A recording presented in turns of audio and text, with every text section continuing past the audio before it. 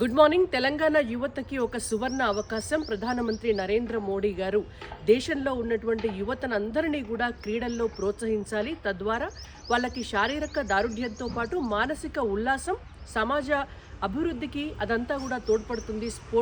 Sportive spirit ద్వారా నాయకత్వ లక్షణాలు కూడా యువతలో డెవలప్ అవుతాయనేటువంటి ఉద్దేశంతో ప్రతి పార్లమెంట్లో కూడా మొత్తం భారతదేశంలో ప్రతి పార్లమెంట్లో సంసద్ ఖేల్ అనేటువంటి ఓ కార్యక్రమాన్ని, సంసద్ ఖేల్ మహోత్సవ్ అనేటువంటి కార్యక్రమాన్ని నిర్వహిస్తున్నారు. ప్రతి పార్లమెంటు పరిధిలో ఉన్నటువంటి యువత అంతా కూడా ఈ కార్యక్రమాల్లో, ఈ పోటీల్లో పాల్గొనవచ్చు. తెలంగాణలో ఉన్నటువంటి 17 లోక్సభ స్థానాల్లో కూడా సంసద్ ఖేల్ మహోత్సవ్ ఇప్పుడు జరుగుతోంది. 4 కేటగిరీలు, 1 cricket, 2 kabaddi, 3 kho kho, 4 volleyball and athletics also. ఈ 5 కేటగిరీల్లో యువతనందరికీ కూడా పార్టిసిపేట్ చేసేటువంటి అవకాశం ఇస్తున్నారు. టీమ్స్ అందరికీ కూడా అవకాశం ఇస్తున్నారు.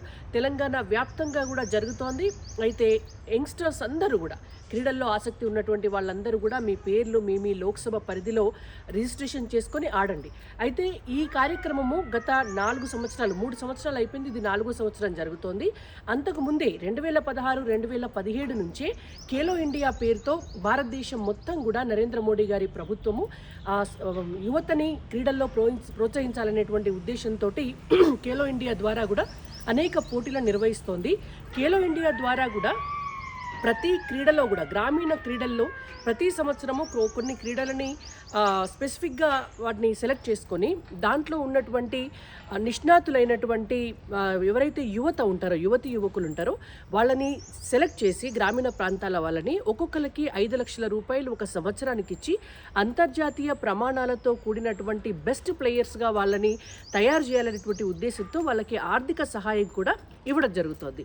సో దట్ రేపొద్దున ఒలింపిక్స్ లాంటి గేమ్స్లో కావచ్చు, ఎక్కడైనా కూడా వరల్డ్ ఛాంపియన్షిప్స్ తీసుకురావడం కావచ్చు, చైనా, జపాన్ లాంటి దేశాలతో కూడా పోటీ పడాలంటే మన యువతకి ప్రభుత్వం నుంచి ఆ సహకారం అందించాలనేటువంటి ఉద్దేశంతో చేస్తున్నటువంటి కార్యక్రమాలే ఖేలో ఇండియా అండ్ సంసద్ ఖేల్ మహోత్సవ్.